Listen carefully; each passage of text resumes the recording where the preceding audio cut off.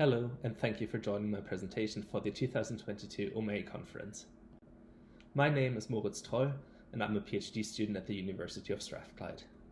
My presentation today is titled Leading-Edge Tubercles Applied onto a Flapped Rudder. Flapped rudders are a high-lift rudder concept. They are all-movable rudders with a trailing edge flap which is mechanically or hydraulically actuated when the rudder is turned. When the flap is deflected, it induces camber into the foil section, increasing the net pressure difference between the foil sides and thereby increasing lift by up to 70%. The lift curve slope is also increased, which gives them a better maneuvering response. Generally, flapped rudders are highly applicable for ships where large maneuvering forces are required, or space is limited and more steering force needs to be produced by a smaller rudder. One problem of flapped rudders comes from the sharp bend around the flap linkage, making the flap surface prone to flow separation. Whilst the increase in pressure difference between rudder sides generates higher lifting forces and therefore improves rudder effectiveness, the large flow separation from the flap causes additional drag and reduces the rudder efficiency when maneuvering and may increase fuel consumption. One possible way I identify to limit this flow separation problem is by modifying the rudder with leading-edge tubercles. Leading-edge tubercles are a passive flow control device inspired by the distinctive bumps that can be seen on the pectoral flippers of humpback whales. Tubercle leading edges are sinusoidal serrations along the leading edge of a hydroaerofoil. When the fluid flow approaches the leading edge, it is diverted into the troughs between tubercles and bends around them, forming pairs of streamwise counter-rotating vortices that stream over the foil suction side. These vortices exchange momentum within the flow and energize the boundary layer, which leads to prolonged flow attachment, a more gradual stall onset, and significantly improved post-stall lift.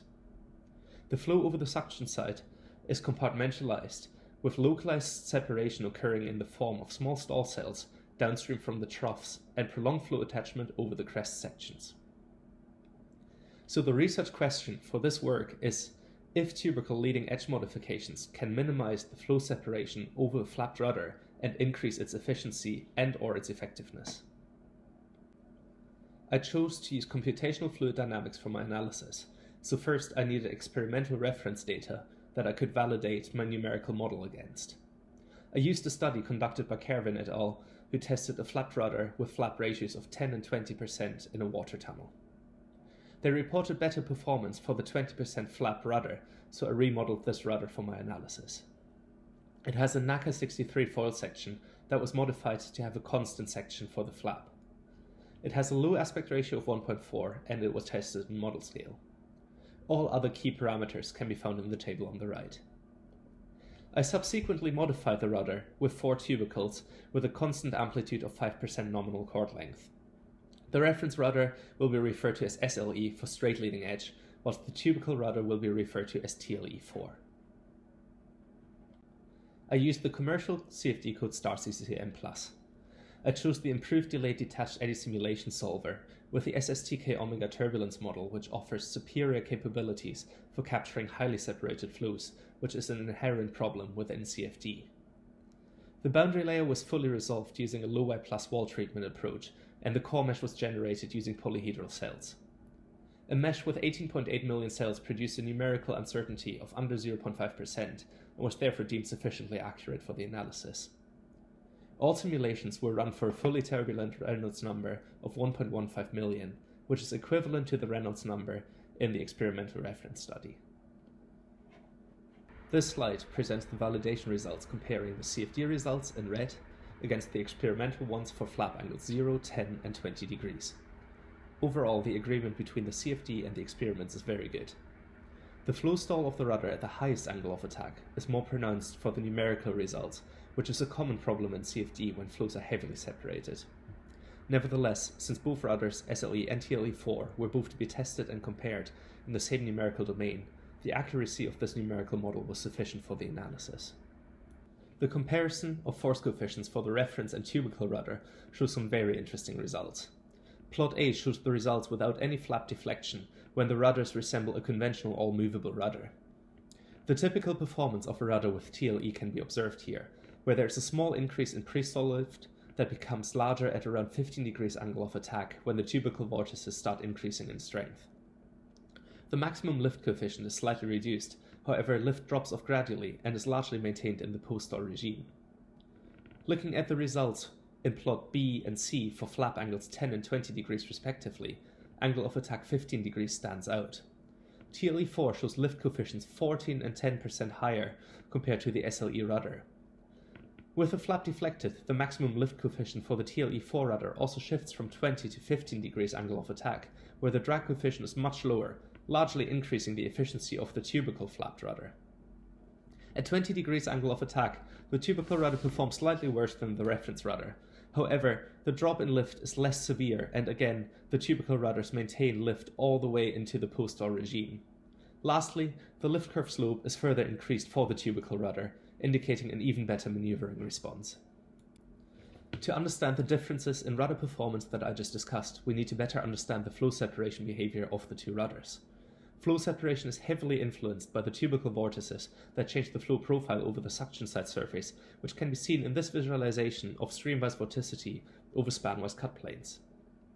The SLE rudder shows positive vorticity over the entire span, which is due to the inherent spanwise flow component for finite span hydrofoils. For the TLE4 rudder, however, you can see the distinctive counter-rotating streamwise vortices forming behind each tubercle. These vortices compartmentalize the flow across the span, which has a strong effect on the flow separation, as you will see on the following slides. To visualize the flow separation, I created isosurface displayers for streamwise velocities of 0 or below, indicative of separated flow regions. The example case of the SLE rudder at angle of attack 10 degrees in the top row highlights the separation problem of flapped rudders. When the flap is deflected, it creates a kink in the surface around the linkage, which causes the flow to trip and abruptly separate. The left column, without flap deflection, shows the first example of the impact the tubercles have. The SLE rudder has an onset of flow separation along the trailing edge, centralized across the span. The TLE rudder shows 4 distinct stall cells that have formed behind each tubercle trough, with no flow separation in between them. Comparing the 10-degree flap angle case in the middle gives us a first idea how the TLE4 rudder limits separation. Whilst the SLE rudder shows flow separation across the entire flap, the separation is interrupted between the individual stall cells of the TLE rudder, and there are several foil sections with fully attached flow all the way to the trailing edge. These effects become more pronounced when the angle of attack is increased to 15 degrees, where we also saw the largest improvements in lifting performance for the TLE rudder. Looking at the case without flap angle on the left again, it can be seen how for the SLE rudder, the flow separation has spread out spanwise and moved upstream towards the leading edge. The stall cells of the tubercle rudder also moved upstream but appear smaller and barely reach the trailing edge. This is because when the tubercle vortices stream past the stall cells, they significantly increase in strength and size, amplifying the tubercle effect. The momentum exchange within the flow from the tubercle vortices strongly limits the flow separation along the trailing edge when the flap is deflected. As a result, the tubercle flapped rudder has large sections of the rudder acting as cambered foils with fully attached flow, producing significant amounts of lift. This is reflected in the lift coefficient increases of 14 and 10% over the SLE rudder for flap angles 10 and 20 degrees. When the angle of attack is increased further to 20 degrees, the stall cells of the TLE rudder shoot upstream and form right on the leading edge. Some of them combine to a large separated wake, which leads to a loss of lift and increase in drag over the SLE rudder.